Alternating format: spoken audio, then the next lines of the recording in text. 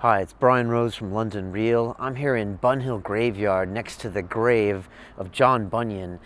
This guy was the author of Pilgrim's Progress, which is a very old school book you might have been remember reading as a kid. And he died and was buried here in 1688, which is much younger than when America was born. So it's nice having a bit of history always around you here in London. And it's also nice to feature another writer on this week's London Reel. And her name is Maggie Stiefvater. And she's an American girl in her early 30s. And she's known for writing some of these urban and youth novels. People kind of compare her with those of the likes of Twilight, although she might beg to differ. And she's written, I think, maybe 8 or 10 books so far, and her Shiver series has sold 1.8 million copies, which is really hard for me to get my head around when I'm talking to a 31-year-old girl. And she was also on the New York Times bestseller list for 40 weeks. And she's had options now on making films out of these books. So it was really cool sitting down and talking to Maggie. She's very punchy. She's a lot of fun. She drives rally car races in her spare time. She's given a TED Talk for NASA. I mean, you know, she's a very all-around cool girl with a lot to say, and it's interesting to figure out how she writes. She lives, I think, on a farm in Virginia. She's going to get some goats soon, and she has a '73 Camaro. So it was really cool getting into her head, a little bit different than our typical author who has, written a book about cognitive science or how to sell better. So it was really cool having her energy in the studio, and I hope you enjoy her. Up at the end of this week, we have Mr. Howard Marks, also known as Mr. Nice. He is a former internationally known cannabis smuggler who spent 7 years in the federal penitentiary, and he's going to be with us to talk about pretty much everything. And maybe he's going to be smoking a bit too, which won't be the first time that's been done in London Real Studios. So I hope you check that out and a few more of our episodes. Next week, I'm off to LA to check in with Mr. Brian Callen and Daniel Bolelli, two guys that run awesome podcasts on their own with kind of completely a broad and different topics than what we talk about. So I'm looking forward to seeing those guys and meeting with them. We are sponsored by the folks that make Alpha Brain. Yes, it's the nootropic that is basically vitamins for your dome. I take 1 a day, 2 when I shoot podcasts. Keeps me sharp without any kind of crazy caffeine come down. If you want to learn more about Alpha Brain, then go to londonreal.tv, click on the banner ad for Alpha Brain. It'll take you to On It Labs, and there you can check out all of the products they have there, including the Shroom Tech Sport, which has the cordyceps mushroom. And also they got some crazy training gear. They got kettlebells now with monkey heads on it, which is a great idea. No one ever thought of that. They've got battle ropes, which I use to train with twice a week. They've got Blendtec blenders, which you can make kale shakes with, which I try to have once a day. They got the coconut oil, they got the bulletproof coffee, you name it. They got everything there. So check them out and pick up something if you want. We are also sponsored by the folks at Audible. Audible does audiobooks, which are a nice change of pace. If you've been listening to podcasts all the time and you've been hearing enough of me yapping, you can listen to someone actually talk about a specific topic. I am currently listening to Eddie Huang's Straight Off the Boat. He is a chef and kind of renegade restaurateur and an all-around pretty cool dude. I've been in touch with Eddie. He's going to come on London Real next time he's in London. We don't know when that's going to be, but stay tuned. I'm really enjoying his book. If you want to get a free copy of Eddie Huang Straight Off the Boat, go to audibletrial.com/London Real. You get 30 days free, and you get a free audio book on us. So check them out, and we would appreciate.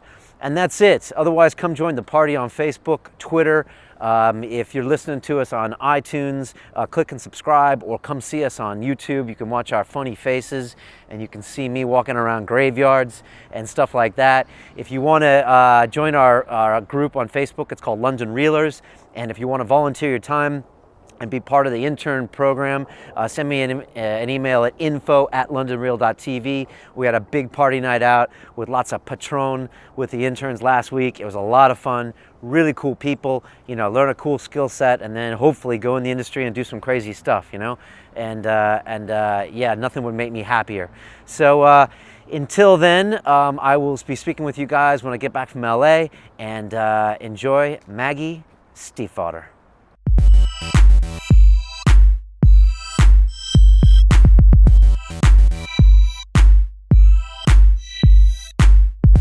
London Real, one of the coolest up-and-coming podcasts. Maggie's ready. All right, let's do this. This is London Real. I am Brian Rose. With me today is Mr. Patrick Vickers, who is a former credit derivatives trader for Goldman Sachs before he changed things up entirely and became a mixed martial artist and a promoter. That's a pretty good assessment, right? Yep. Patrick was one of our first guests, and his show is called Goldman Trader to Fight Maker, if you want to check it out. I'm totally checking it out. Yeah, definitely. Actually, I'm going to do it while we're doing the podcast. So if Maggie's a little quiet, then you'll know why. She's watching the show. Our guest today is Mrs. Maggie Stiefvater. She is a New York Times bestselling author of what they say young adult and urban fantasy novels, including the Shiver Trilogy, which spent 40 weeks on the New York Times bestseller list. God damn, Maggie. And has sold 1.7 million copies of her latest book, of that series. That's a lot of books. It's actually 1.8 now. 1.8 million. Yeah. Wow. That 0.8, the 0.1. That's a lot of books. It sure is. Anyways, and her latest book is The Raven Boys, which you can check out here. It is the first one of a 4-book series, from what I understand. Yes. Maggie, welcome to London. Thanks. I see you have prepared beautiful weather for me. It's yeah. amazing. It's the apocalypse. Oh, yeah. It's like the wall from Game of Thrones. It snows here all the time. I can see that. We just protect from what are they called? The White Walkers. They're coming soon. That kind of thing. So, have you read those books? I have read the first one. This is the part where I admit that I actually... Did you only read them because of the TV series? have not seen the television series. This is the Game of Thrones books. Okay, yeah. So you had read them before? One. I've read one. Okay. Actually, a reader gave one to me. They came up to me at a signing and they said, "This is my favorite book ever." And so now I get to be all hipster about it. Like, I read the first one before he was him. Okay. So you read this years ago? Yeah. Okay. Years ago. But you haven't watched it? When we were young, no. No, I have not. Why is that? Because I was on the road one day out of every 2 last year, and I just don't watch a lot of television. I catch up on everything on Netflix. Okay. James of Thrones, I don't know. Okay, that's a good answer. I want to get back to that in a little bit. How is England treating you? You have a crazy fan base over here, don't you? I do. They're amazing. Actually, I love it because online I have a huge number of British fans that follow me on Twitter and Facebook, and it's cool. When they come through the line, they introduce themselves by their online screen name, so that's kind of cool. Wow, do you know some of them? You're like, oh, you're this person? It's true. Although I didn't know that strange Swiss man who asked me to run away with him. He wanted to tour the museums of Europe, he said. I didn't know him. Did you consider it slightly? No, he was really old. Okay. What if someone imposters like their screen name? How do you know it's them? I don't know. I mean, I guess that didn't occur to me. Now I have a new level of paranoia. Do they have a unique voice from their screen names that you can recognize? Oh, well, see, I only see them in print. I mean, it's Twitter and Facebook, so it's all in print. So just so anyone listening can hear, there's a bit of madness going on with Maggie. She has signed her signature for the London legal release, telling me that there are 14 points of her signature that make it not a forgery. She has brought me in the notes from the Snowdrift Rally race in America. That's true. I mean, these are like the real notes, like turn 4, don't die, that kind of thing. It's true. Among the other weird things that she's already said, so I don't know where we're going, but this is great. But first I want to ask about the Shiver Trilogy. Why wolves? Oh, dear, this question is so terrible. Okay. And is it true that you met some wolves? I did meet some wolves. Okay, so here's the thing. People usually ask me why werewolves, and I hate this because I actually have to admit on screen right now that I'm not a big fan of werewolves. Are you guys fans of werewolves? No? I'm not, but I'm not a fan of vampire either. So Rumor has it that Patrick has read Twilight. All right, Patrick, come clean. I have read Twilight. You read Twilight? Yeah. Okay. All right. So, Patrick, why wolves? I don't know. I like werewolves, they're fine, and I like vampires. Yeah, Okay. I'm I've not, said I'm it. Not, no, Okay. No, I'm not. I just... Why don't you like werewolves? Well, they shed, they slobber, they savage the local clerk at the convenience store. Way back before any of us were born, the Germans invented them. I don't know. I just feel like they're kind of overplayed, and so this whole idea of why werewolves, I always hate that. But When you say overplayed, do you mean in literature generally, or just because of Twilight? no, in literature generally. I mean, I think that all magical creatures are just metaphors anyway, and the whole, well, at least for an American, the whole metaphor for a werewolf is that you're losing yourself to your beastly side, which when you're a Victorian, that's terrifying. But when you're an American, I mean, we're practically encouraged to do it every day. So I just didn't think that werewolves are very relevant. But why wolves? See, you did say why wolves. Yeah. All right, so I can answer that question with a story. So Okay. once upon a time when I was much smaller, 2 years ago, I was in Hungary on tour. My Hungarian publishers took me to meet a guy who trained wolves for Hollywood movies. And they had given me appropriate apparel, which was 2 rain jackets and a pair of purple boots with ducks on them. Okay. And we are met by Zoltan the Wolfman. He takes us to Zoltan. Zoltan. I mean, he really had no other choice of a profession, did he? I mean, Zoltan the Wolfman, he had to be. It rhymes in English, but in Hungarian it might not Probably rhyme. not Wolfman or whatever it is. So, yes, I'm taken there. And he has big, huge packs of wolves in the back. And he opens the gate just enough so that they can't get out. And then he throws me in. And as I go flying through the air, he shouts, "When they bite your hands, it's just their way of saying hello." Bite your hands. Yeah, and they all wanted to say hello. Okay. Yeah, so they're all... They nibble your hands or bite them? Or? No, they bit. I mean, they didn't break the skin, but still, it was pretty filthy, and they were leaving indentations, and they all wanted to say hello. And they're nothing like dogs, so there's this really distinct alpha, and he's growling over the right to bite my hands. And after about 15 minutes, we've reached an equilibrium. I'm sitting in the back. There's a wolf beside me who has won the privilege of sitting beside me. Okay. And Zoltan the Wolfman comes right up to me, and he says, "Have you ever heard a wolf howl up close?" "Yeah, I live in Virginia. I hear them howling all the time as they go running up and down the highway." "No, I haven't heard a wolf howl up close." Zoltan nods and he says, "Oh."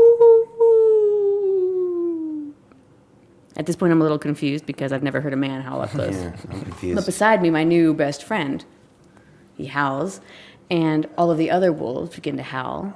And they're nothing like dog howl, so it's one pure note and they just sing it. And even not being afraid, I could feel all of the hair on the back of my neck and on my arms slowly stand up as something deep and primeval inside me goes, "Maggie Stiefvater, you're going to die." And so that's why wolves, because, I mean, I can't think of any other animal in our kind of literature, in our cultural lexicon that's so inherently beautiful, but also so incredibly terrifying. They have an effect on everybody. Okay. And this is before you wrote the books. You met the wolves. This was in the middle. In the middle. Of the wolves, yes. And it just kind of It- reinforced Yeah, things. because I'm a research junkie, so I'd already been doing loads and loads of research on wolves beforehand. And can you meet wolves in the States, or did you have to go to Hungary for You that? can. There was a really manky pack that I met in North Carolina, actually. And the alpha had a real problem with me. As soon as I walked past the chain link fence, he threw himself at me. And they went, oh, we're so sorry. I said, "What's the problem with this wolf? Why is he savaging the fence when he's looking at me?" And they said it was because everyone else in the room was treating me like the alpha. And so he thought that I was a threat. And so he was going to eat me first. Okay. And did the alpha make friends with you in Hungary, or was he staying away? No, he or- was fine. He was fine with it. It was probably the purple duck boots they gave me. Okay. Where were you in the pack? Did you have a place, do you think? Well, Zoltan the Wolfman said that he was officially the leader of all the packs. And it was really interesting. He said that he had some agitators in the packs that were always trying to be the alphas, and so he would move them around so they were always in a state of disarray and never could really challenge his authority. But those wolves, he was quite good with them. They always assumed all humans were up above and then wolves down on the totem pole.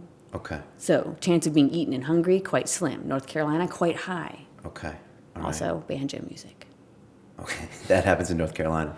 But you live in Virginia. Yeah, there's some banjo music, but usually it's more to the west of me. Okay. And wolves in Virginia? No wolves, but bears. Okay. Also, you should ask me about my pets. Okay. We're going to get to that, definitely. Okay. So Shiver was 3 books in the series. It was Yes. about wolves, but not about werewolves. True. Okay. All right. And that's been what? Has that been your most popular series to date? Or is that something that you keep in mind?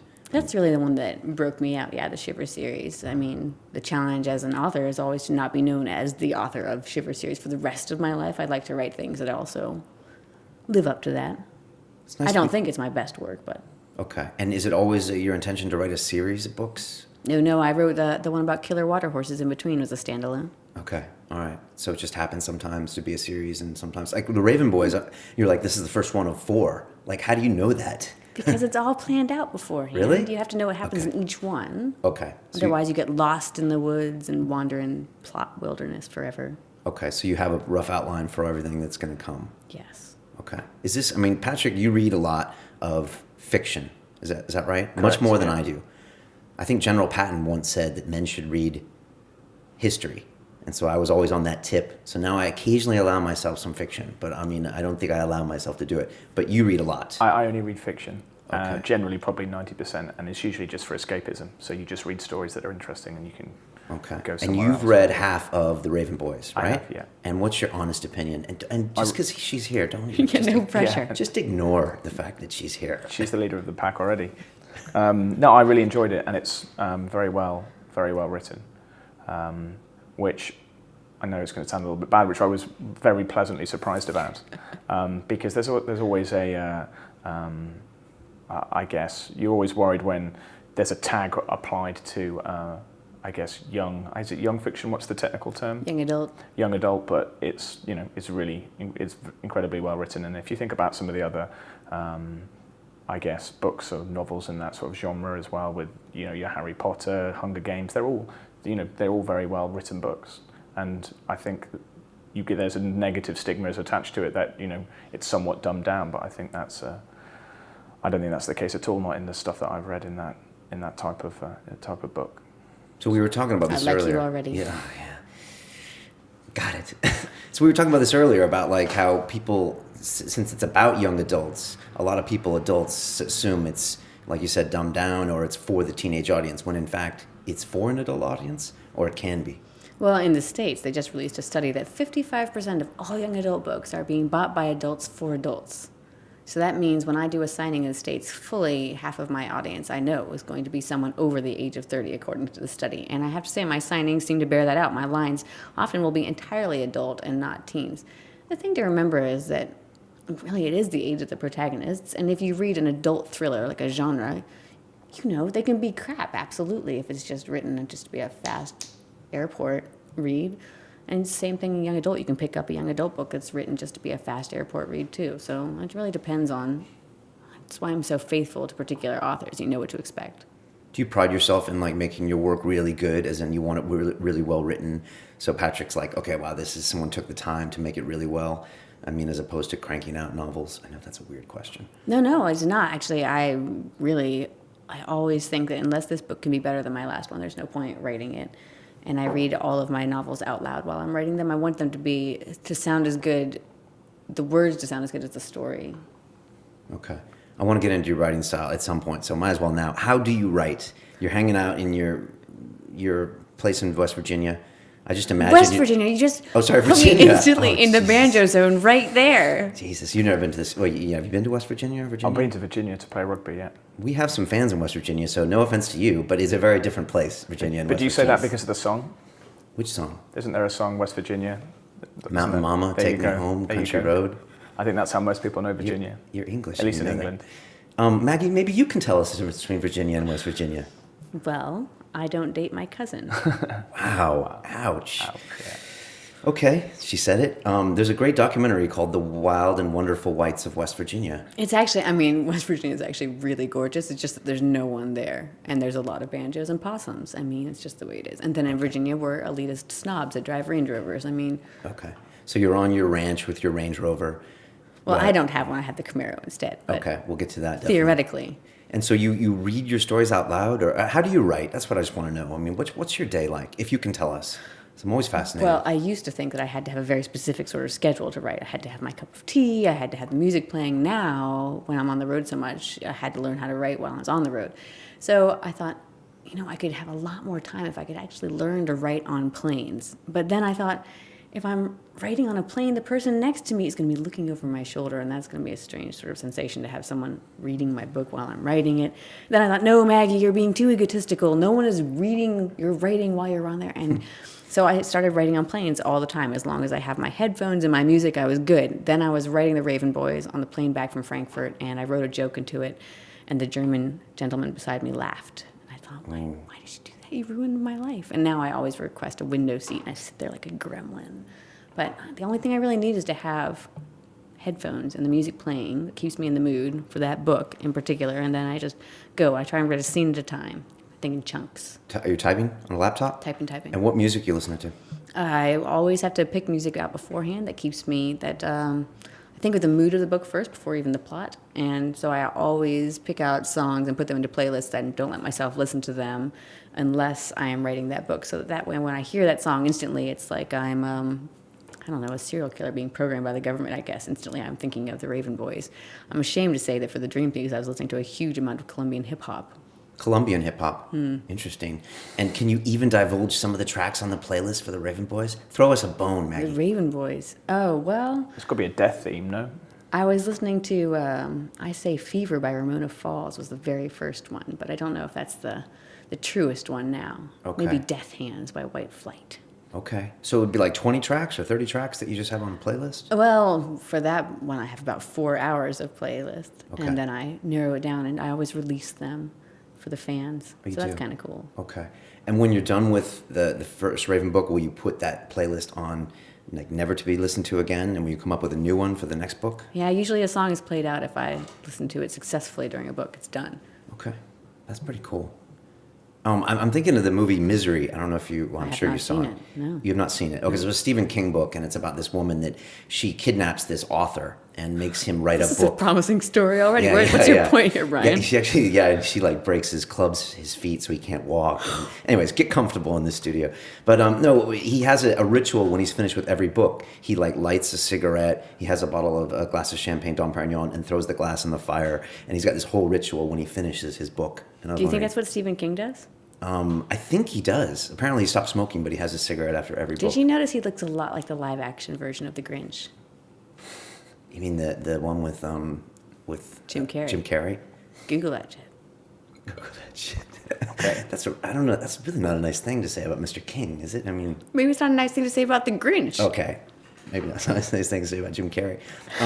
All right. So you don't have a ritual? Oh, I go out and I buy a whole stack of research books for the next one. I let myself buy a giant stack of novels and things I'm going to spend the next month reading while I'm recharging and getting ready for the next one.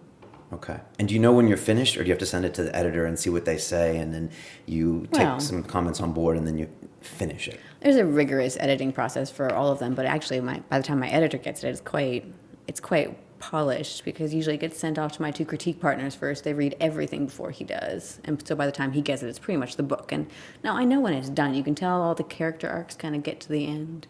Okay. What about little words here and there? Do you get picky about that? Like Oh I yeah, want- definitely. Okay. That's when you start reading out loud. Okay, and see how it sounds. Especially dialogue. Every bit of dialogue gets read out loud. Yeah, that's smart. That's smart. I made a short film a while back, and I wrote all this cool dialogue.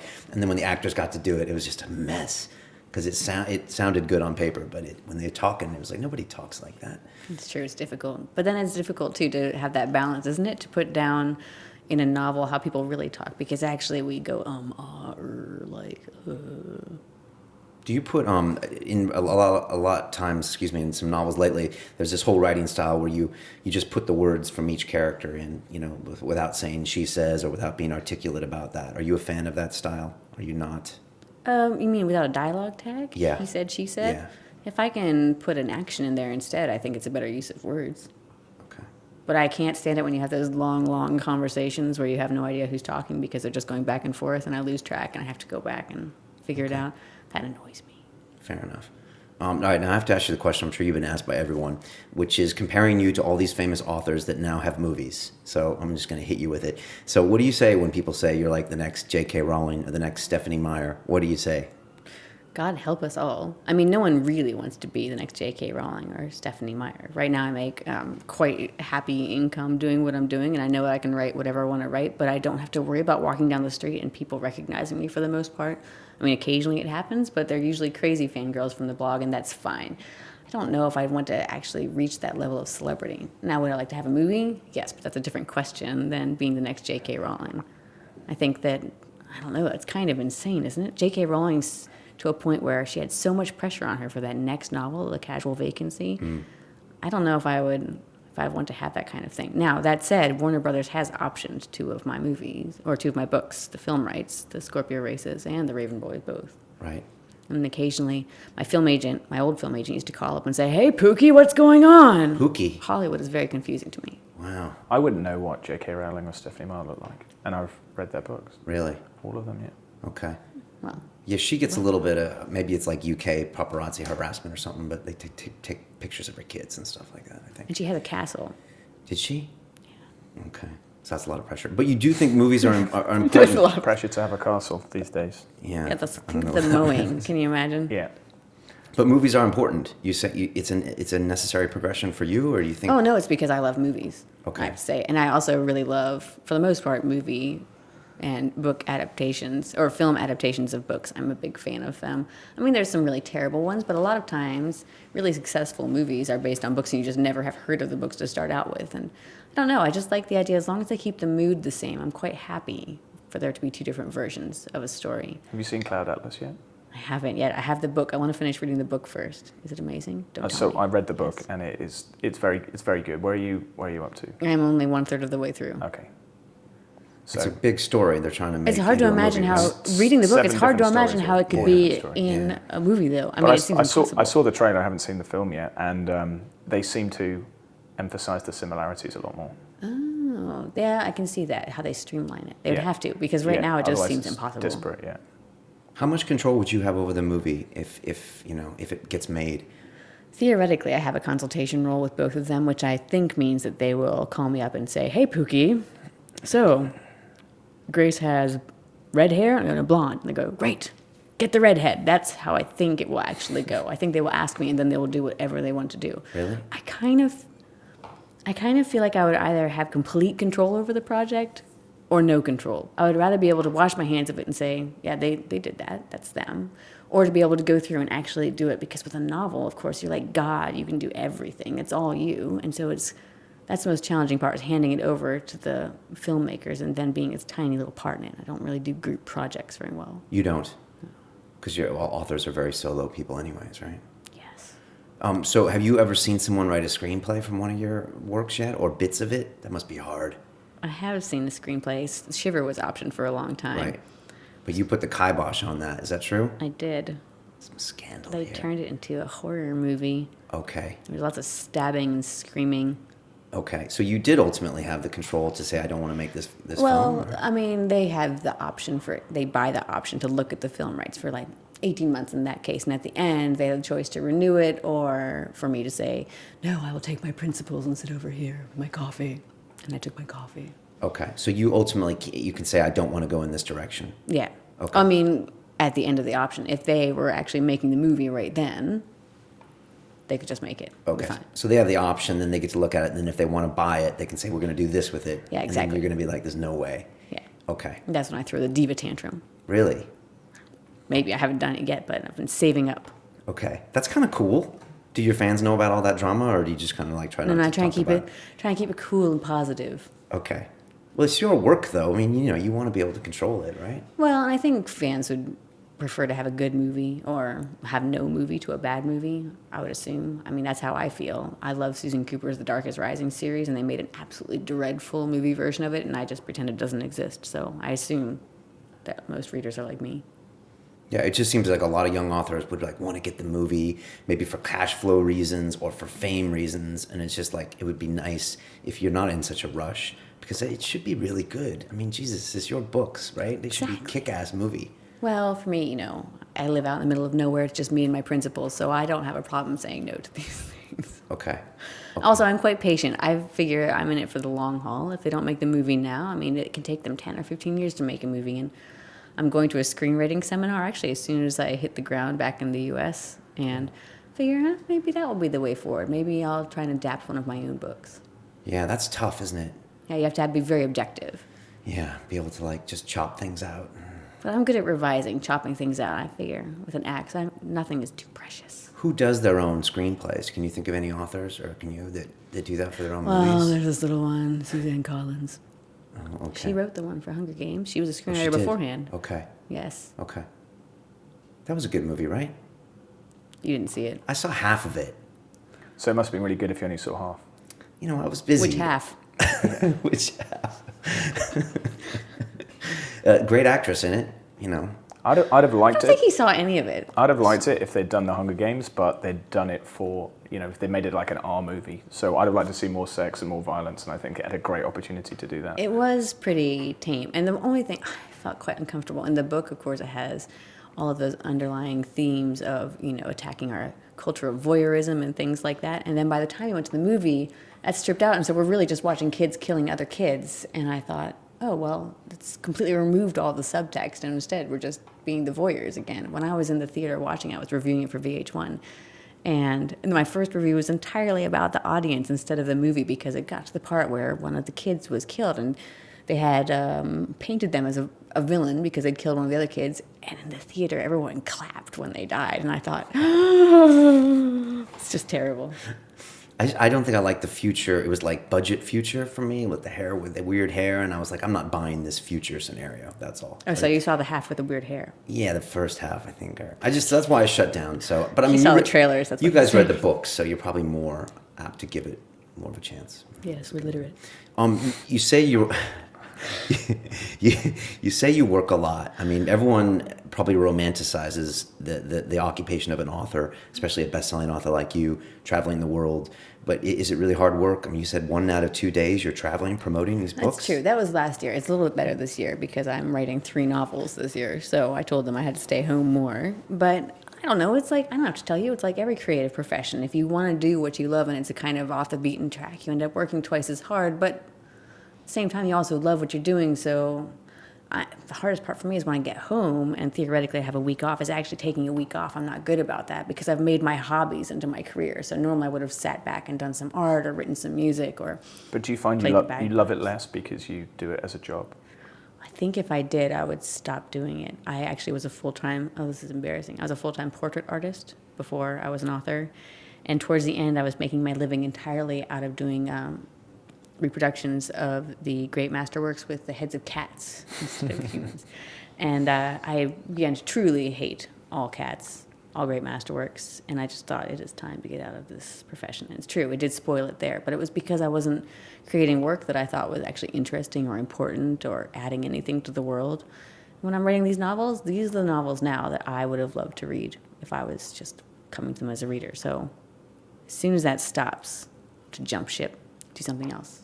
Race rally cars. When I moved from trading to working in the sport that I loved, I found that I had less love for the sport because it became my job. Yeah, and I never said I never wanted to train people and I never wanted to be a personal trainer because I knew that then I would want to go to the gym less. And I see it in my brother, who runs a gym in Australia, and he's in the gym every day, 10 hours a day, and he just doesn't want to train as much as he did before, and he doesn't want to do what he was doing previously because it's now work, and it's not. He's moved a little bit away from something, and he's tainted something that he really loved, and I definitely saw that by making it your job. I can definitely. I mean, that was exactly how I felt about my art. I mean, I really did get burned out on it, and I wasn't doing any art for myself. I would have before done and experimented and all kinds of things. Now, no, not so much. But no, it's been, I don't know, 5 years, 6 years that I've been doing the writing full time, and quite full time, just never a day off, and still not tired of it. That's awesome. How much? What's the balance between how much of your time is spent creating and how much of your time is spent promoting? If you had to do a percentage. Oh, it's hard to pull them apart because, for instance, before I came here, I was working on the novel in the hotel room while I was stuffing a croissant on my face and sneezing crumbs into my hair. It's very attractive. So. I took them out beforehand just for you. It's a podcast. You have to look beautiful, And so it's difficult to pull those two things apart. But I would say I spend probably a third of my time actually writing, and the rest of it is touring or blogging or being at signing or research. I spend loads of time which research is always kind of more like playing theoretically. Driving the rally cars is research, so I'm going to include that as work. How do you separate yourself from the fray? I mean, I go to the bookstore and I go to the section and I'll see all I have is the cover to go on, and like I started to read this and I gave my 9-year-old stepdaughter the book and she started reading it and You gave your 9-year-old that? Do you know how many swear words are in that? she only got through the first 15 pages. Oh, it's good. There's probably only a couple in there. Okay, good. Child services. But how do you separate yourself from the fray? Because how do you separate your books from what you call an airport read? Well, I can answer that as a Yeah. reader, because I think if you just walk into a bookshop, it's very rare that I walk into a bookshop not knowing what I want to buy. And you have to have done your research like you go onto Amazon, you go onto blogs, and that's why you spend so much time on the internet, I expect. It's just a way of getting your product out there by, you go and search under an author's name and you look at their website and you read the reviews on Amazon, and that's how I decide whether I want to. How many stars you have on Amazon is usually a big decider for me to whether I'm going to look at you in the first place, and then personal recommendations from other authors and stuff like that. So it's rare that I'll go into a bookshop and just be browsing generally. Okay. No, I think that's true. And it's especially true. When I was saying that I was faithful to certain authors, it's true for you too, yes? When you find an author you love, you're more likely to look at that book sitting on the shelf. So I think it's easier now when you're a debut trying to get noticed, as opposed to when you've had people read the previous 7 novels. When they see your name, they go, oh yeah, Maggie Stiefvater. I know her books. The most frustrating thing for me is when you find an author that you really like and they don't have a big back catalogue of history. Like in the 3 previous books that I read were first novels, and it's so frustrating. I now have to wait another year for the next novel to come out. But I guarantee, because I love them so much, is that I will go back and I will make sure that I make sure that I read them. And I'm like that with a lot of guys now, that I've read all of their work and I'm waiting for new stuff to come out. George R. R. Martin, he's been like his last book. It was 5 years between his it may even be more between his last book and the one he released. Because they're like 2 this. years Did ago. you read Neil Gaiman's blog post on it?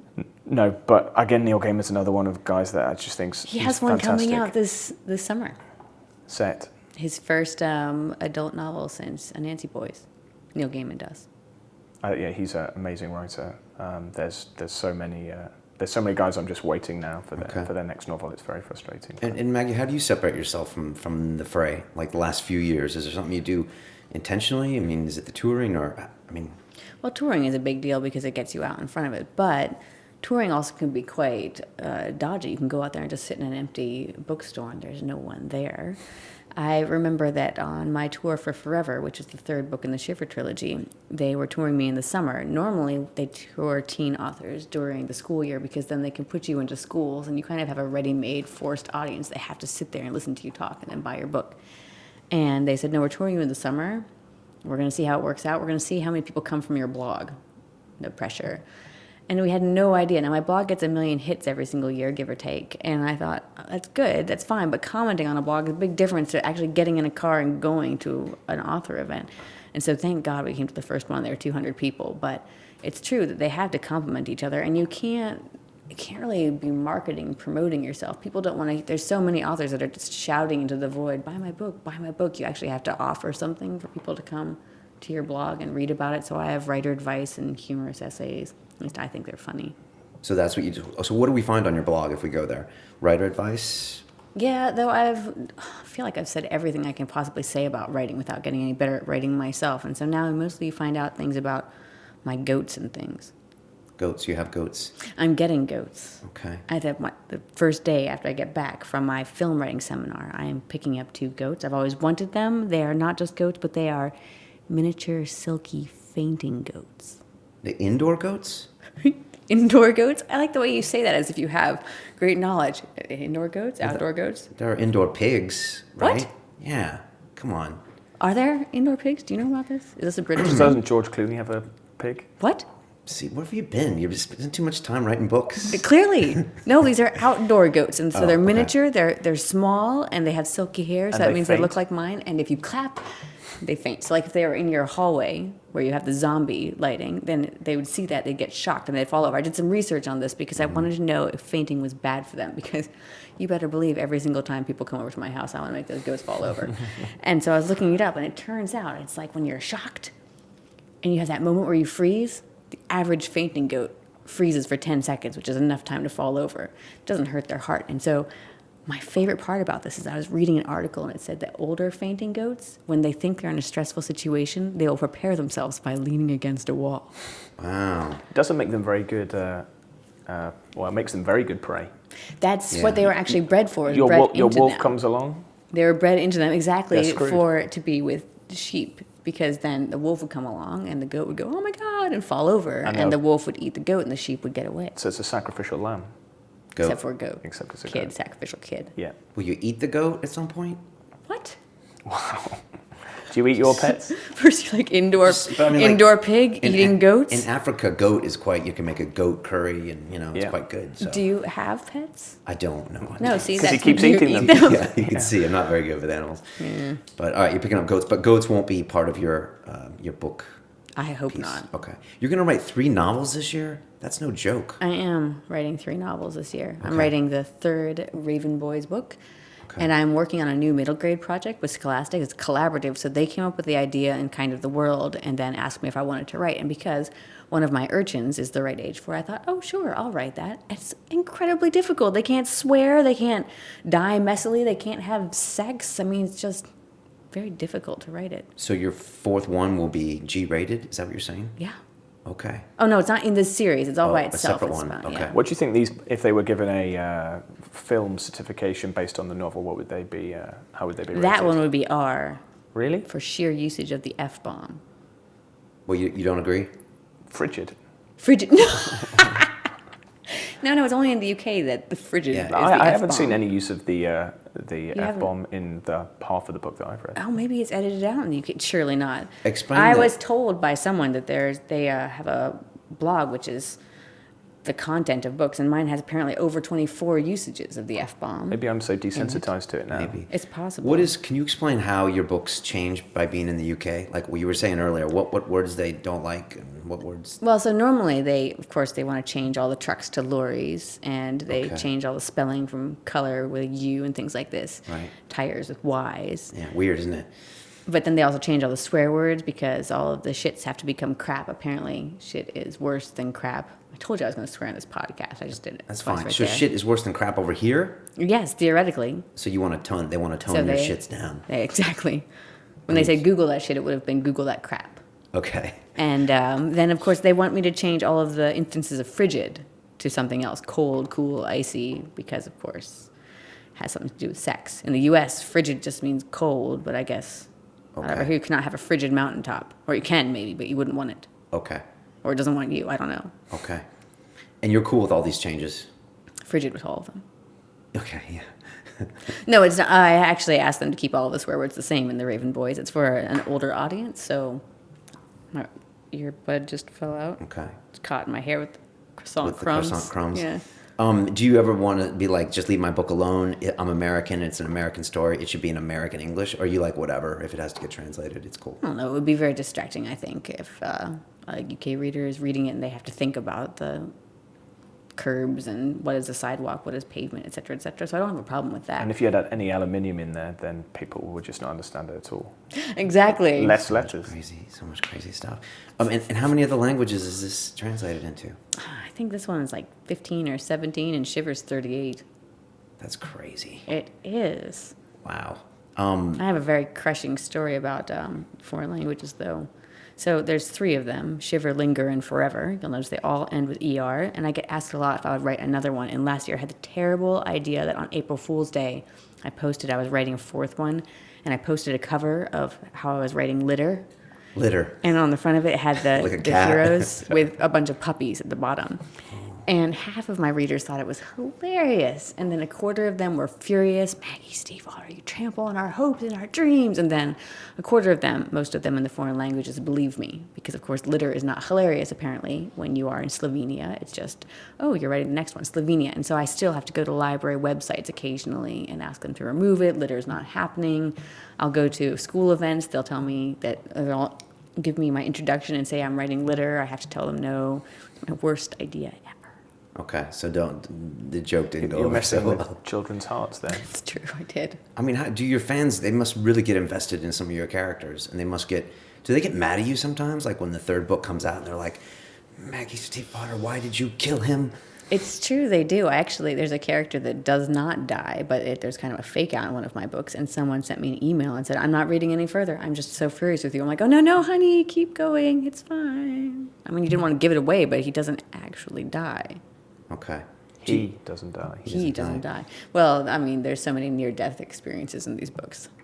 Do you interact with your fans online? Do you try to stay a little bit removed? I think I read a comment where you're saying that you got overwhelmed at some point where you can't, respond to everyone's messages because then you can't write books, right? It's true. Well, I took all my email address off. Okay. Because I was getting 4,000 of them a month, and I did the math, and if I had done like a minute with each of them, it was 16 business days I was spending answering my emails, which is a bit insane. And so now I try and reply on the blog as much as I can, and I also really love it when people post questions on Facebook because then I can answer them and other people can see the answer right there. So a lot of Facebook, a lot of Twitter. Okay. And do you get stalkers? Do you get scary people? Other than the Swiss men. Okay. But Not otherwise, generally. you don't have a lot of hate or anything that you have to worry about. Well, I don't really pay attention to it. A lot of authors out there, I mean, it's true. There's people out there that say, oh, Maggie Stiefvater, we wish she was dead. But I mean, who doesn't? Who doesn't wish you were dead? That's right. No, we get that too here. So, all right, you before you actually published Lament, you had dozens of years of rejections, and nobody thought you were cool, and nobody wanted to make your books into movies. But That's true. I mean, this is like what, 07 or 08? What was that Yeah, it like, was and published. how did you break through to get your first novel published? Well, I started writing when I was a tiny little maggot, actually. Okay. Terrible novels. How old were you? Oh, I don't know. I just remember my dad, I was typing a novel on his word processor. That tells you how old this story is. Yeah. And he asked me, what do you want to be when you grow up? And I said, I want to be a writer. And he said, oh, you want to be poor. Now, in his defense, I remember the novel I was working on. It was about two dogs test driving a car. They were Scottish Terriers, and it was a red Porsche. And the first line of dialogue was, it like hugs the road. So maybe not the stuff of bestsellerdom, but I was writing terrible political thrillers as well. I remember I found one that I wrote when I was 16, and this is when I actually sent to publishers and got rejections for. And there's this huge kerfuffle, some terrorists and policemen, some bystanders, a dog running by and a flag flying overhead. And who do you think, Brian, I chose to tell that story? The dog? That would be so irrelevant. What would the dog have to offer to that scene? I chose the flag. The flag, okay. Yeah. So, I had started trying to get published when I was 16, but they were terrible novels. I mean, as soon as I wrote a novel it was actually worth reading, it got published. I think it's quite a fair business. It seems Do you think unfair you from the need to, outside. can't you self-publish now with the prevalence of online stuff? Do you read much self-published? A little Work? bit, because Yeah. they give it away for free on your iPad and stuff. So, Yeah, it's true. And do you find that the quality is the same? but it's a good way of getting noticed. No, I don't know. See, I don't think there's anything inherently wrong with self-publishing, but like I said, I was an artist beforehand, and I was a self-representing artist for the first half of that, which means I spent 60 hours a week on the road, at art shows, doing the promotion, and then this tiny little bit of it actually doing the art. And it was fine. I mean, the promotion was interesting and all of that, but still, this much time doing art, this much time getting it out there. And then for the second half of my career, I pitched to a gallery, got accepted, I started making more money, and I spent this much time doing art and this much time doing what it was that... but you don't physically. do. When you put something on the internet, you don't physically have to travel around all over the place in order Well, to no, but you're like to get throwing read it and to into get a noticed. hole. I mean, the thing is, I read the studies, there's literally hundreds of thousands of self-published manuscripts. So if you just put one out there, unless you have a platform on there or a way of getting somehow noticed by Amazon or iBooks where you're put onto one of the lists, Yeah. people aren't going to find you. So it's kind of the same thing where I don't think there's anything inherently wrong with self-publishing. It's just that I think you should be prepared to have to do that level of promotion.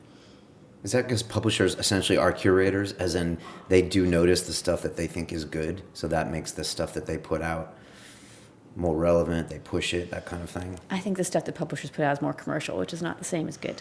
Okay. And I think Patrick knows exactly the difference between what's good and what's commercial as a reader. Yeah, don't you think? Absolutely, but that's why I think that Sometimes they you have can both. they can miss. Yeah, that's know- agree. And self-publishing is a way that you can Yeah. have another shot. Because if your writing is good enough, then eventually I think you'll get noticed. And it might be that it doesn't fit the current, what's en vogue at certain publishers, but that's why I guess people are resorted to it. See, I don't know. I think life is just happens so fast that unless you're out there promoting it in some crazy way, that people might not ever notice. I know that sounds pessimistic, but Well, and there's also a lot of publishers out there now, especially with ebook publishers becoming more popular, where Yes. they kind of The infrastructure and the cost requirements are a lot. starting to lower. get in there. But it's exciting, it's different, and it's new. And certainly people didn't expect to be reading on e-readers so quickly. We didn't think that the cost would come down so fast. It's, It's so- changing world. I very rarely post anything on Facebook, and I wrote my books of 2012. Yeah. All the books well, not all the books, but my recommendations and the books that I'd enjoyed during 2012. And one of the things that I talked about was the rise of using my iPad to read rather than just buying the hard copy. And I still, ideally you'd always be able to read the book in its physical form, because you get the smells nice of a new book, and there's a lot to be said for the texture of reading an actual book. But if I'm going on holiday and I'm going to read, say, 10 books, I can't. 10 books takes up all my hand language requirements, so I can't. But downloading 10 books onto my iPad, or just knowing that if I'm in a place with Wi-Fi that I can download a book once I finish another one, just makes it so much easier. That I think it's only going to go down that route and continue. And then books are actually cheaper as well if you buy them electronically. So it's That's only going to true. go more in that way. I think that they're definitely taking over the entire paperback market. The stuff that you used to buy in the supermarket, now that market is, those people have e-readers. If you're reading 200 books a year, you want to have an e-reader, not the giant stack of books. Yeah. what makes a good publisher? That's a leading question for an author or for a reader. In your opinion, like for you as an author, what makes a good publisher, for you? Have you always been happy with your publisher? Yeah, I love Scholastic. They do a great job with my books. Well, for starters, they love my books, which is a good thing. Okay. Also, they are invested in making them last for a long time. So it's not just getting them onto the bestseller list once and then seeing what happens. They're invested in them staying in print for years and years and years. And also, the thing I really love about Scholastic US is that they do understand the difference between a book as just something you read and a book as an art object. So while there are the ebooks out there as well, they really spend the time to make the hardcovers beautiful as well. So it's a very distinct kind of object and a book. So you can choose one or the other depending on what's important to you. Because I think that's important. If you're going to spend $18, you should get something which looks beautiful on your shelf. So I like that. And I also like the fact that they're really picky. So they're not going to be getting on a whole bunch of authors and just throwing it at the wall, seeing if they stick. They know what they want and they go for it. What was your process of getting to Scholastic? Were they your first publisher as well? No, they were my second publisher. Okay. My first publisher was quite small. Okay. And it's difficult with a small publisher to get onto bookshelves in bookstores. Okay. And that was my big issue with them. I love my editor there. And I'm doing another project with him, actually. I've done a short story collection with him last year and doing another one coming up. So I really loved him, but it was difficult to get into bookstores. And that's true of a lot of, it's the same issue as with the e-books, getting them in front of readers. Small publishers. And how many books did you have to write before you could actually get that publisher? And was that a process of years? I know you started when you were Munchkin, but I'm not going to say real books, but when did you stop becoming an artist full time and you were like, I'm going to write full time now? No, I was writing and doing the art at the same time towards the end. I knew that now was the time I was going to try and make a big push for it. I would say I wrote 5 serious novels that I thought were actually getting close before I got published. But I knew, like I said, when I wrote Lament that this looked like the books that I saw on the shelf, and it was the one to go for. And then did you push it yourself more than the other books? Yeah. Okay. And what does that mean? Like you knock on doors, make phone calls? Oh, no. Yeah, you send a letter to the publisher or to an editor or to an agent that Written says, in blood. Dear editor, my book is about this. Do you want to read the rest of it? Love, Maggie. And they mostly say, no, actually, we don't want to read the rest of it. That sounds terrible. It's about homicidal fairies. We're done with you. Stop it. And usually it's a form letter, and then it's over, and you send it to the next person instead. And sometimes they say, oh, sure, we'll look at the first 3 chapters, and you send them 3 chapters, and sometimes they say, this is amazing, send us the rest. And most of the time they say, oh, dear God, please stop, homicidal fairies. So, yeah, it's a process, but the thing is, it's the exact same process that a reader goes through. Everyone says, oh, it seems so unfair to send off 1 page saying what the book's about. Well, how much of a chance do you give a book when you're in the bookstore? You read the back of it and maybe 1 page. Yeah. Or you do your research before. Yes, it's true. And you didn't have any other presence like that. So you just literally write the letter. If they say no, then you go to the next one. And after 30 publishers, you have no other options. This is back then when you didn't have a blog or any other way to promote it. Well, I had my art blog, and so having a platform helps, but not as much as with nonfiction. You really want a platform. With fiction, Okay. all that matters is the book. Patrick doesn't care if I'm a rally car driver. He cares if the book is good. But of course, the rally car driver authenticity will come out, Exactly. right? Of course. All right, we should talk about rally cars. But I'm curious. You say you advise on your blog to you must have a bunch of young, probably female girls that want to be writers that say, Maggie, Most how girls can I are be female, you? yes. How can I be you? What do you tell them? Well, you should start wearing jewelry bigger than your head.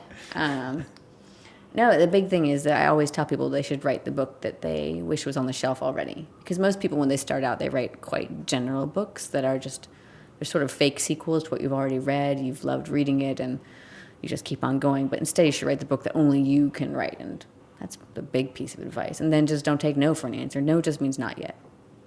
Okay. And keep writing? I mean, after that third novel, you must have been like, Jesus, how many more of these do I have to write in order? A lot of people would have quit at 2 or 3. Is what I'm I was saying. indefatigable. Wow, that's a big word. What does that mean? It means I was unable to be tired by the process. And did you know that those books weren't good enough in a weird way? As in, you have to be realistic with yourself? Oh, definitely. I think, the thing is that you're not trying to get published just to get published as an endpoint. If you can't get past the gatekeepers, you're trying to woo readers. And so if these readers aren't in love with you, why would you think that more readers would be in love with you? I mean, yes, it's kind of a choke point, but still, once you start getting close, you get letters back that say, not for me, but really promising. I mean, so it's not like this mysterious process. It really isn't. They're just readers. They're just trying to find a way to make a buck. I mean, they might be slightly more commercial than the average person you meet on the street, but I don't know. I really like the publishing industry. It's bizarre and giant and old-fashioned, but I think it's inherently fair. Wow, that's interesting. That's not what I would have expected from a writer to You expected anger and bitter. Yeah, or something like independent filmmakers will tell you the Hollywood system is wrong. And That's because they call each other Pookie. Pookie. No one's ever called me Pookie. Who do you like to read, and what are your favorite authors? Oh my goodness! So I really love Audrey Niffenegger. She wrote *The Time Traveler's Wife*. That was the first and only book to ever make me cry. I never cry at books or movies, and even knowing how that one ended, when I read it the second time, my face was a ruin of snot. So that was delightful. I really like Leif Enger's *Peace Like a River*. I love Neil Gaiman. I'm very happy for that. I've read *The Night Circus*. Did you read that one? No. No, it's very good. I love anything that's the real world with a tiny hint of magic. Have you read any Katie Griffiths, like *The Midnight Mare*? And No, I she haven't. uses London as the backdrop for all her books, and it's kind of he's a magician, and but London as a character really comes out of it. It's a bit like *Unlondon*. Oh yeah, by China Miéville. I'm saying that wrong. No, I think that's his name. But he uses the city as a character, and they're really, really good. I will look them up. That sounds like recommend it. my sort of thing. I love when the setting is a character. Have you read *Jonathan Strange and Mr. Norrell*? No. It's a big fat doorstop of a book. Okay. Yes, you will like it. Okay. Do you have classic authors you love as well, like Hemingway or people like? I love *The Great Gatsby*. Okay. When I was a child, actually, though, I was reading Diana Wynne Jones, who wrote *Howl's Moving Castle*. It's this big anime movie, and I loved that before it was the movie. It was very dry British humor, but also magical, and I thought that was cool. And then I was reading my dad's hand-me-down thrillers, all of these things that were called things like *Point Blank* and *Born Dead* and *I'm Running*, and on the back there is a picture of a guy wearing a leather jacket with his gun or his SUV or his dog. So that's kind of my literary training right there. It's quite dreadful when you think about it. That's influenced you as well? Must have, yeah. Okay. Yeah, but I mean, by the time you get to the Raven Boys, which is all like magic and helicopters and guns and boys behaving badly, I think you can see the pedigree quite clearly. And you like a little magic. You don't like too much magic? No, I don't really like high fantasy that much. Okay, me neither. I do. You do? Okay. I like it on film, I have to say, and I used to read loads of it when I was younger, but it takes a lot to not feel retread to me. Otherwise, it just feels like so much questing and porridge. All right, rally racing. Each to their own, yeah. Yes. Talk to me about rally racing. You have a 73 It's Camaro. like the opposite of questing and porridge. Oh, I don't even know if that was... Rally racing and questing and porridge is the opposite. Talk to me about your Camaro. 73 Camaro. What kind of engine you got in there? Oh, I love it dearly. It's a 350, and everything about it is 350 original. Cleveland, is that what that is? Everything about it is original except for it's got a 5-speed, which means I was talking to a German actually, and he said, "What kind of fuel mileage does it get?" Only he didn't 8. know the word for fuel mileage, and so he said, "What is its fuel hunger?" And I thought, yes, the That's a Camaro book. has fuel hunger. It really does. Does it get 9 miles to a gallon? No, it actually gets 18 because of the 5-speed. Okay. It originally had a 3-speed manual? Manual. 4-speed manual. Okay. Now it's 5-speed manual. Okay. And it's my business car. What does that mean? That means that the Tax deductible? Tax deductible. Okay. It only gets In case driven. someone's listening. It only gets driven to events and things like this. I convinced my publishers when Forever came out that instead of flying me across the country, I would drive 5,000 miles in that car. Really? How many Yeah. times did it break down? It did not break down any, but the air conditioning died just outside of Nashville. Okay. And I remember it because the engine is so hot, the V8, that I remember it was the hottest summer that had been on record. And when we got out, it was 104 degrees. And when we got out at the gas station, it was cooler outside because the engine was cooking us slowly inside. That was a trip. Wow. What kind of carburetor you got on there? God knows. Okay. And has this been your baby? Like, have you had it for years and years No, and no. years? Well, I've had this one for just a couple of years, since 2010. And then before that, I had a terrible, terrible pig of a car that was the exact same year. It was bright orange, though, instead of blue. And that was one that had an old Caprice engine in it. Okay. And a bunch of Jersey boys had tried to do drag racing with it, and nothing in it was original, and it broke down all the time, most famously when I went down to do a NASA TED Talk right in front of Yeah. everyone. And that car is definitely a character in that book. That's a Camaro as well. Yes, Okay, you like the Camaros. I do. And you like 73? Not Yeah, with earlier? the split bumper. Okay. Well, 70 to I like the 73. 68, 69 Camaro. Everyone does. That's why they're so expensive. I had a 68 Mustang, and that was my baby car, but it only had a 302 engine, smaller than Maggie's.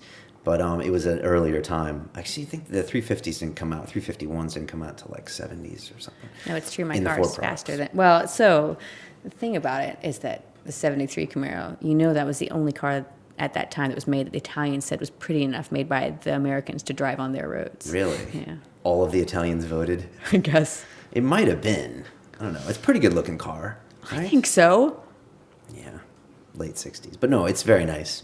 And Never but- fighting words. But well, also, it's General Motors. I was a Ford and GM. Classic car people don't get along. oh my 'Cause gosh, it's it broke down outside of a FedEx the other day, and I was standing there and I was looking at it and I'm thinking, what's happened? Probably the fuel pump. It's probably the fuel pump. That's what's happening right now. And this guy comes over and says, well, can I help you? Is your boyfriend coming? And I'm like, well, first of all, stand there while I punch you in the mouth. And then secondly, he goes, this is why I drive Fords. I was like, okay, seriously, come over here. Nice, nice. My so man. I'm like, yeah. Yeah. Was it you? No, I don't think so. No, it was probably one of my people. But, Your people. Yeah, but no, there is a bit of a rivalry there. But you don't race the Camaro, do you? No, I don't. Although I did take it to the track at Summit Point, and there are videos of me driving it basically on 2 wheels entirely around it. It just has so much body roll that by the time you're going Yeah, what are 80 you around doing? a turn, you're going, whoa. Those cars should not be ever even cornered. Yes, they right? should. Okay. Do you have a sports suspension on it or anything? No. Jesus. Okay. That's good. We have what we call like a prayer suspension on it. You just get in there and you check out your relationship with God. Yeah, I mean, seriously, yeah. In high school, I used to pull up to people's houses, and their parents would sometimes not let their kids get into my car because they were just scared because they thought it was going to kill them. Yeah, It or you? the car, it just looked it's old. It's just old. So, and talk to me about the rally racing. Is it something you do often? Do you I've just started this year, as a matter of fact. do you drive? Do you navigate? Is there a difference? Is one harder than the other? Well, I always wanted to rally race, actually, and I just figured, you know what? I'm 31. Now is the time for the midlife crisis. I'm going to do it. It's so early, I early bought. for a midlife crisis. Really. Well, I started having one when I was 15, so Okay. you live dangerously. Can you explain what a rally race is? People You're might not going to know. say, what's a midlife crisis? Oh, okay. It's like, well, I don't know yet. You leave your job. Question everything. something about coconut oil. Do something stupid. Put coconut oil all over your body and in your coffee. All right. What's a rally race? Okay, so a rally race is basically, it's supposed to be production cars, so it's cars that you normally would drive, and it's on actual roads, so they shut down logging roads and back roads, and then it's supposed to be you against the road more than you against other cars. So it's not like NASCAR where you're really just not a doing race. fine little bits of things. It's really who makes it to the end. Because for starters, my first race that I did was 64 cars started, and I think it was 22 or something finished. The rest of them you would pass on the way in lakes and ponds and overturned. We've all got roll cages in there because there's such a high attrition rate. Still dangerous, though, isn't it? Yeah. Psh. People rarely die. You always see those great outtakes of the rally car losing controls. It goes around a bend and there's a spectator, and it comes within inches of smashing him into the next. Yeah. But that's what I like about it, because I love the fact that it's about you learning the car. I mean, that's really what it is. It's you against the road, not you against others. So it's a race, but you're not. It's like time trials. You're not neck and neck. You're going for time, right? Yeah. Well, I mean, the fastest time still wins, but you're not neck and neck. Usually when you're passing, it's because you're really fast on stage. They're usually 1 to 3 minutes apart is the interval, so you have to be super fast to pass someone on the stage. Is it big in the States? It's huge in Canada. It's fairly big in the States, but it's not as big as it is over here. Yes, I would love to fairly do popular a sport. rally over here. Over here it's big. Do you have a camera on the inside of it too, so you can see everyone? We do. Especially when you roll over, you're like, oh. So my favorite rally moment is we had made it all the way through the stages. There were 20 stages, and we had made it all the way through. We were on the last one, and we just thought, if we just win, we'll be at least in the top 5. If we just get to the end of the stage. And right before the end, we stuffed it in a snowbank. And I mean, it's front-wheel drive. We're useless. We're just sitting there. We're totally screwed. And there were spectators all around with bonfires, and 20 of them came running over, all pushed on our hood and pushed us out, and then go, go, go, go. And it's all very inspiring. Smoke, flames, car. So we finished in the top 5. So that was good. Is that legal? Probably not. Okay. They're going to take that back now. I was like wondering what you do when you're just stuck in a snowdrift and then you're just sitting there with your partner and you're like, You actually, how about them Lakers? everyone has the hooks in the back, and the co-driver, and that's the seat I'm sitting in this particular car.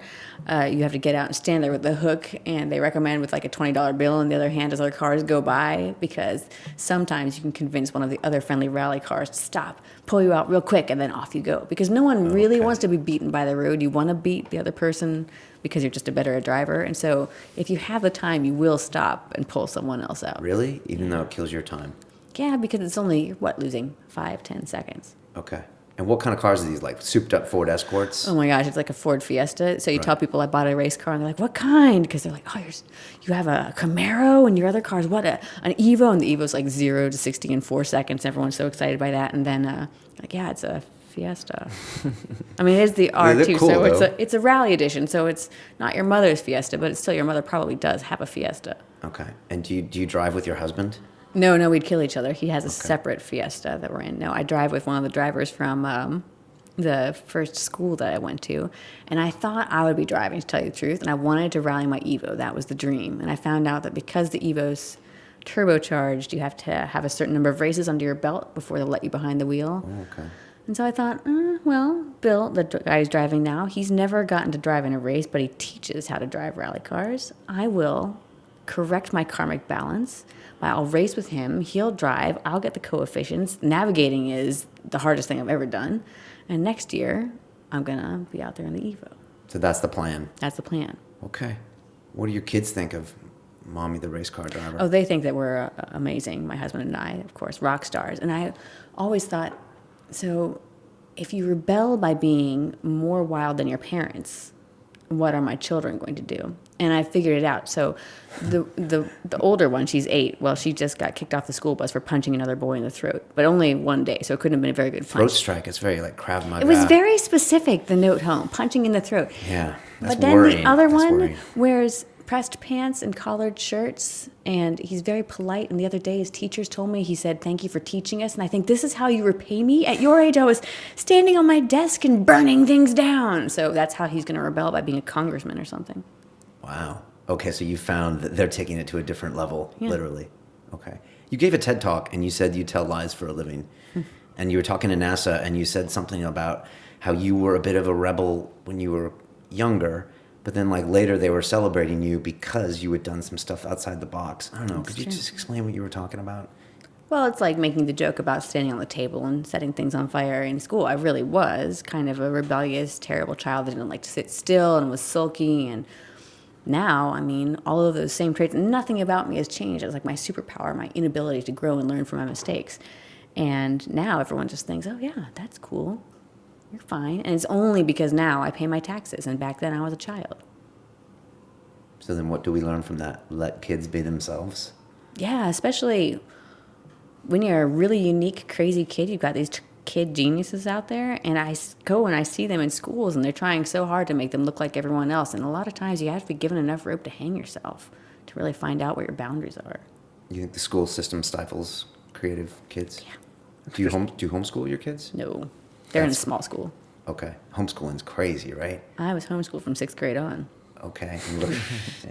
Go ahead. Get her out I of should have here. let you go down that road a little bit further. Really? I can then, hang myself. No, I mean, it was interesting because it gave me a lot of time to write, to show horses, to do just crazy stuff, to learn how to play the bagpipes competitively. And so that was useful. But by the time I got to college, I was so painfully shy. I was just sat there and sulked and wore black all the time and told people I was mourning the death of modern society. So that was the downside of homeschooling, not enough definitely. social interaction. Yeah, definitely. Okay. Also, my mom is a quite clever and brilliant person and well-read, but I can imagine that if your mom is not quite clever and brilliant and well-read, that you might have a somewhat terrible teacher in the form of your parents. Yeah. More power to anyone who does that. You know, it just seems like a huge investment. We have of a time. mutual friend that does that. Yes, we do, right? Yeah, we do. His wife does that. She's very crazy about it, right? Yeah. 3 or 4 kids. I've never seen what the homeschool looks like. I'd love to. I think they seem to have quite a good life. Yeah? I guess if you just make sure you do the social thing, too. It's really true. If I had Then actually... you turned we out were fine. Exactly. That's right. If we had been we were out in the middle of nowhere as part of it. So if we'd actually been in a city situation or even a suburb situation, I probably would have a very different answer for it. But otherwise, yeah, it gave me so much time to do the things I wanted to do. And also, it let me be a completely strange and weird person that now I can go into a high school and say, oh, yes, well, that would have been me in that detention box right there and there and there. Or I went and did some school visits at alternative schools, and these are for kids who are at high risk of dropping out, not because of grades, but because they just don't care. I could have been one of those kids. By the time I got to college, I thought, oh, what is this? I'm not interested. I don't need this to be a success. Do you have thoughts on what should change about the school system? They should be smaller. That's a big thing. In the U.S. especially. The first school visit I did was 3,000 senior high kids under one roof. And when the bell rang, it was like wildebeests. Would you ever write a nonfiction book, perhaps about this? About schooling? No. I don't know. Oh my gosh, because then, can you imagine? And then they would say, yes, but look how you turned out. So you like it, but other people think, You I didn't don't turn out know, so good. miniature silky fainting goats. Slippery slope. Yeah. Kind of glossed over that. But did you think you would ever write anything but fiction? I was a history major, so I spent a lot of time writing nonfiction. I can imagine writing a narrative nonfiction about someone cool and awesome who's been dead for a long time. Alfred the Great, he's my long-dead artistic, historic boyfriend. What about a fictionalized history? Some of those are really good. No? Call those novels. No, but this is like about an actual person. Like Hannibal, I read one where they actually kind of like fictionalized Hannibal, like from his first-person perspective and him crossing the Alps. And I have actually been kicking around the idea of a novel about John Singer Sargent, the portrait artist. I really like that, but I don't know. It would definitely look like a novel. It would not look anything like history. I like them to be quite well separated myself. Okay, fair enough. What was I going to say? Your kids know you write, obviously. Do they read your books? No. Okay, I've already screwed that up. They really R-rated, huh? Well, No. that's not R-rated so far. No, but they I wouldn't even say that they're full of content. It's just they're quite dense. I mean, for an 8-year-old, they wouldn't really enjoy that, I don't think. I would have gotten tired of it. It's character-driven for the most part. I mean, they have plots as the exterior structure, but really it's about how the plots change the people. And as an 8-year-old, that wouldn't have interested me. Okay. It's teenage, I think, is the starting point. Do you agree? Yeah. And 3 novels this year. Well, it sounds like you've finished the second one or are close to. Yeah, it's done. It's done. Okay. It has all of my favorite things in it. Okay, which are? Well, it's got cars. Yeah. It has specifically street racing. No, there's no goats in it. I never said goats are my favorite thing. Fainting. Just because it has a hitman in it. I like that. Magic, yes. He's a magic hitman. That's spoilery. Okay. Yeah. Do you not? Are you try to keep pretty tight-lipped about your books? I do. I'm not supposed to say anything about it. I've said too much right now. I'm doing a trailer. Breaking news. I'm doing a trailer for it. I always animate trailers for them every year, and so that by its nature will be spoilery because it will involve some of the visuals from it. Okay, I watched some of your trailers. You used to do a lot of color pencil I did. art, right? So all of your trailers are in color pencil? No, some of them are ink, and some of them, the Scorpio Races one was all painted. I did the first one in colored pencil and hated it, and threw it all out right before the deadline, and did the rest of it in about 4 hours on my kitchen table with paint. So it's just what I have at hand. I think I'm going to be doing more ink for the next one. How important is a trailer for a book or to sell a book? Oh, I think it's like an ad. You can throw an ad out there, but if everyone's seen an ad that looks like it before, it's not going to make a difference. But if it's a cool ad, people will pass it around. And so for me, the goal is always, I want to create a trailer that also stands alone as its own kind of thing. I want to actually, it to be an art project more than an ad. It's more to, the first one was definitely to entertain myself more than anything else. And I was completely shocked that anybody watched it. And it got loads and loads of hits. And I thought, oh, well, this is great because it makes all of my studio time tax deductible. There you go. This businesswoman's mind here. I like the tax thinking. Oh, we had Tim Ferriss and Daniel Pink there, which, they don't write fiction, but they were saying that the trailer, it's just like, it's necessary these days to sell a Really? book. Yeah, and it has to be. Have you ever seen a book trailer? I've seen their book trailers and Any yours. other book trailers? Yeah, but I'm not like a Have consumer. you seen any book trailers? They're irrelevant to me. Yeah, Really? see? It's Interesting. two different media, right? I mean, one of them is visual and one of them is I'll read your books based on reviews or your previous work, not on having seen a trailer. Okay. So after the Raven Boys series, are you going to take a little break? You don't seem like you take breaks. Is this American work ethic or is this the Maggie work ethic? You just enjoy it. I just do. I don't think I could stop. You don't take breaks either. I guess not. But 1 out of 2 days promoting, that's a lot. Well, I'd like to travel less, I guess. But you don't enjoy, you're doing that because you have to, but Yeah, you but- wouldn't come home and then go traveling again. You'd come home and write your book because that's the thing that you enjoy. Yeah, exactly. And you're rallying too, so. Yeah. Yes. And so next year, rallying. And I think next year I'm going to build a recording studio. Really? Yeah. Okay. For bagpipes? Don't be ridiculous. You said you did competitive bagpipes. think I that's a don't genuine compete question. anymore. The whole competitive bagpipes. I play that's 5 gonna other be instruments. a hashtag on Twitter. 5 other. Okay. What do you Yes. play? Okay, so I play the Celtic harp, Of course. the piano. Okay, so the piano. Couldn't be anything normal. What's the difference between a Celtic harp and a normal harp? I'm glad that you asked, Patrick. So, so a Celtic harp has levers to change the keys. So if you want a sharp or a flat, you have to put a lever and it changes the length of the string. And a classical harp has pedals on the bottom and you hit a pedal and it changes the key automatically. They're also much larger, like the size of a piano. Okay, and you have one, I presume. Yes, a Celtic harp. Yeah. And so, and a Celtic harp can fit in and out of a trunk, which is important if you have a Celtic band in college, which I did. My current harp has been in and out of more trunks than a mafia body. So the piano, I actually had an opportunity 2 years ago to buy a house. And my husband and I were very excited about this. And I thought I could buy a house or I could buy a piano. And I really love my Steinway. So I bought a Steinway and had to save up for 2 more years to get a house. So I have a piano. Wow. And then I play the guitar and the baron, which is an Irish drum, and a tin whistle. And I've just started taking lessons for the Irish pipes, which are bellows blown instead of mouth blown. Okay. All right. So like bagpipes, but not. Yeah, and they play better with other instruments. If you hear Scottish pipes on the soundtrack, it's actually Irish pipes. Can you put them all on at once, like the guy in Venice Beach that's the one-man band, and can you just play? That sounds like a video. That's going to be my next book trailer. It's an idea. I mean, I'll take it, a little finder's fee for that. But are you going to record like your music, do you think, in the future? Or? Well, yeah, I mean, I write and record a song for every single trailer. So I already okay. Good do you. that. And I wanted to be a soundtrack composer when I was a small and tiny maggot. I mean, I wanted to be lots of things when I was small. I also wanted to be a fighter pilot. Okay. I actually still have the calendar from when I turned 16. I officially got too bad of eyesight to be able to go to Annapolis to learn to be a fighter pilot. And I had the Great Annapolis Letdown written on there in big letters. I'm sure I was wearing black that day. Anyway, so I want to be lots of things, like a rose horticulturist. I also want to be a radio personality. I thought that would be cool. Yeah. Anyway, so I have all of these things that I wanted to be, but I keep coming back to the writing music thing. Do you think you'd score your first movie? Oh, man. Is that in the? Pressure. Is that in the like fine? It would be print? cool to score a movie eventually, but no, I want James Newton Howard to do my movie. I want it done right. Okay, good answer. Okay, that's cool. And a movie in the next year or two, would that kind of make you happy if one of these things happened? That would make me very happy, I especially think the Raven Boys will get made into a film. Do you think? Yeah.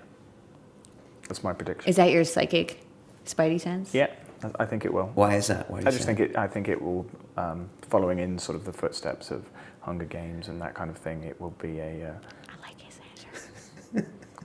I think it'll be very. He's the yes man. He's the good cop. Call Pookie and tell them. I will, and it'll be easy to do. I think. I think it would translate quite simply. Do you like being compared to like the Hunger Games and the Twilight series? Do you like being talked about in that same genre, or are you kind of like I'm me? I'm wearing black. Leave me alone. Well, sometimes it irritates me if people don't understand the differences, like where they generalize about the young adult. They all say, well, it's all dumbed down. And without reading it, they make the comparison. I don't mind if they read it and they say, yeah, someone who loves Hunger Games will like this because X, and they're intelligent about it. I mean, why not? It makes it easier. I also think, like with Twilight, for instance, that's like the gateway. Some people never read fiction for pleasure until they read Twilight, so I would never be sad about that. Okay, fair enough. What do you? I don't like either of Twilight or the Hunger Games, although I've read most of them. But I think that's better. You don't like the movies, you mean? No, I didn't really. The books were okay. They were like 6 out of 10. I think that's better than 6 out of 10. I really like this guy. And it feels like I'm just being facetious, but I'm not. Yeah, you just met him, but he only speaks the truth. That's good. That's the thing with Patrick. Well, I'm very he flattered. only speaks the truth. So, yeah, I'm glad you're here. Well, I would say that this is the most Maggie book out there. And so this one was the most terrifying to put out there, actually, because it felt very specifically, especially with the humor in it, it felt very specifically that if people didn't like it, they were rejecting me personally instead of just my writing style. And so I'm quite pleased that it's doing well. But also, it's quite difficult to actually get good enough to write a book that's specifically you and to get rid of all the other literary influences that aren't important to you. Is that because it's an insecurity thing that you're not ready? Most people aren't ready to put themselves out there? Or No, it's just So skill. which character are you then? Are you Everyone Blue? always asks that. No, definitely not. So everyone asks me if I am my characters in But my books. you just said you put a lot of yourself into it. It's so- true, but it's third person, so I'm the narrator technically. Yeah. The others have all been first person. I think of my characters as portraits, just like when I was doing a portrait of a person. And the first goal is always, when you're starting out learning to draw a picture as good as a photograph. And then your next goal is to draw a picture that would be as good as a photograph, but even better. So you catch something that the camera can't catch. And then the final, like the boss level of creating a portrait is you create a portrait that not only looks better than a camera, but also it looks like only you could do it. So that's the reason why John Singer Sargent is my long lost dead artistic boyfriend, because when you walk into a museum, his paintings look like the person who sat for him, but also you can stand there and say, oh yeah, that's the Sargent. So that's what I'm trying to do when I'm writing my characters. So these people are not me, but they are stolen. They are all definitely real people that I have coupled together and taken their souls. So no, I wouldn't say I'm any of them, although Gansey is quite interested in asking questions that I am interested in asking at the moment. Is that ultimately what makes good art, is when you put yourself out there in like that real raw form? And like you said, write a book that only you can write, or put your own, your character out there, even though it makes you feel very vulnerable? Yes, I think specificity is the key to good art of any kind. Okay. Be specific about Yeah, something your that story, only you your can point of do. view. I mean, and the thing is that you're going to lose readers or viewers, et cetera, by making your television show more specific or making your book more specific, but you're also going to be better by being the best in that particular class and offer something that the world hasn't already seen before, as opposed to, I think Hollywood tends towards the generic. They want to try and catch as many by being as generic as possible, but I don't think that's really the ideal formula. Okay. I'm going to ask you a very London Real question, and then we'll wrap this whole thing up. If you could make a phone call to the 20-year-old Maggie and give her a bit of advice, and you can't tell her, keep doing what you're doing, and you look great in black today. What you did. What advice would you give that young Maggie? Oh my goodness. Wow, 20-year-old Maggie. So, well, see, 20-year-old Maggie was already 31-year-old Maggie, though. That's too late. Okay. Because 20-year-old Maggie, at 19, I met my husband, and in a month and a half, we were engaged. And so by 20, I was already writing the book that was going to be published, so I already knew. And I remember when I met my husband, I said, I know that right now I am a young and poor history major, but one day I will be a rich and famous author, and I will keep you in the manner to which you'll quickly become accustomed. And so the first book got published, And he was like, that's great. And then the second book and the third book went crazy. It hit the bestseller list. And he said, that's great. It sold all of these rights. It sold in Germany, on the moon, etc. He goes, that's right. And finally I said, why don't you ever get surprised? And he said, well, you told me. So when I was that age, I was already me. You had it together. Yeah, So exactly. who should we ring? So we should ring Or 16-year-old 12? Maggie No. and 16. no, let's do 17-year-old Maggie. And I would say, don't kill yourself. That's what I would say. Yeah. Okay. Wow. But she doesn't need to take that advice because you're still here. It's true. Well, it would have saved a lot of near misses. Okay. Don't kill yourself. Yeah. Okay. And on that same note. I was wearing black on the inside as well. Okay. I respect that. Yeah. It builds character. It's true. Makes for great stories. I think so. And drive. And it's always a happy ending, or it makes a good story when you get to the happy ending on the other side. Look back. That's true. Do you always have to have a happy ending? I like to have a bittersweet ending. I want to have hope more than anything else. Some people say that my endings are too open, but I always think as long as you have the clues to know what's going to happen and a little bit of hope. I just never realized how many people were pessimists until I started writing open endings. They all think they're all going to die in pools of their own blood. Lovely. Hopefully. Lovely. No, not hopefully. Lovely. Oh, lovely. Lovely. No. On that same note of you at 17, like what would you say to like the 17-year-old girl listening now, as far as like doesn't know what they want to do, or you might have been in the same spot that you are. Besides, don't kill yourself. Well, actually, I mean, the thing is, that the thing I most needed to hear when I was 17 is the reason why I actually like doing school visits now. I don't think I'm very educational when I go into a school visit now. I don't really tell them how to write. I don't tell them how to get published. I just tell them about my life, basically, about the books, and I tell them about the goats, et cetera, et cetera. And the most valuable thing that they can see is the fact that there are other strange people out there. So if there's strange people, they can see that you don't hit a magic age where all of a sudden, I mean, my fear when I was 17 is that suddenly I would look up, I would be 30, I'd be driving a minivan, I'd live in the suburbs, and my life would look identical to all of the other adults that I saw around me. And that was a terrible sort of future. And so the most valuable thing for me as a 17-year-old would be able to see that, no, there's no magic button. You continue being bizarre and crazy. And not only that, but the world is filled with bizarre and crazy people. So just by seeing you now at the schools, they're like, oh, Maggie's kind of like me. Yes. And she still seems to. And they ask questions like, how did you come to be so evil? They asked that at the last school. Really? What'd you tell I them? wouldn't have got evil as the vibe. No. No, she was pleased too because she seemed quite evil as well. And she seemed happy to think that I was that. And someone else asked me, why do you hate people? I don't think I look like I hate people. Surely not. I don't get that vibe, but I didn't read all your books yet, so. He doesn't think that. They're not No. even R-rated, he says. That's Yeah. what he said, but. Well, you read George R.R. Martin, so in comparison, this is That's- like a yeah. walk in the park. Absolutely. No, I don't get evil. Yeah, well, I get weird, not evil.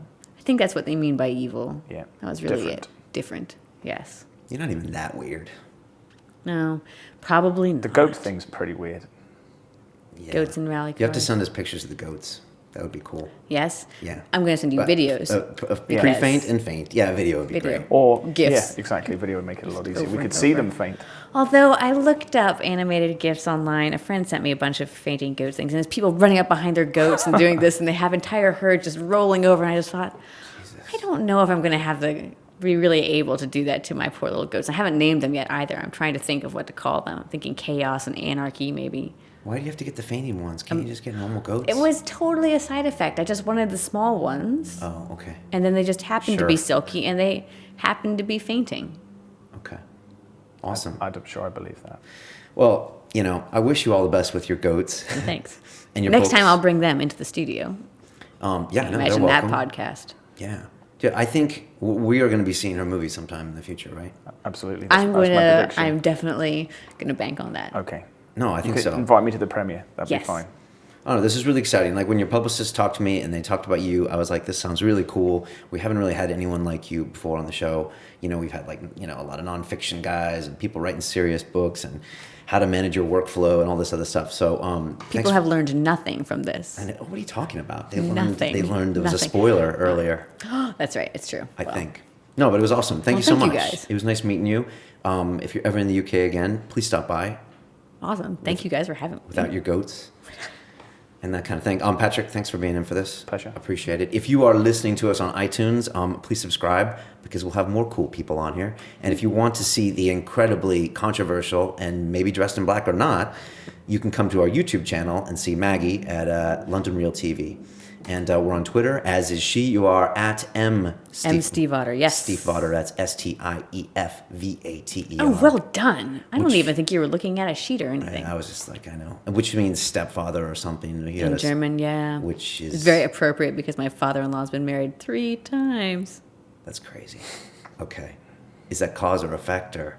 Now that I am actually live recording, I'm not going to say. He could be watching. Okay, he might be.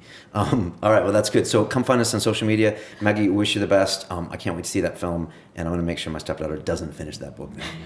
Very good. Okay. Thank you, guys. Until then, it's about the journey. Rock and roll. All right, peace. Welcome to London. Population, that we can really appreciate how much more peaceful the world is today.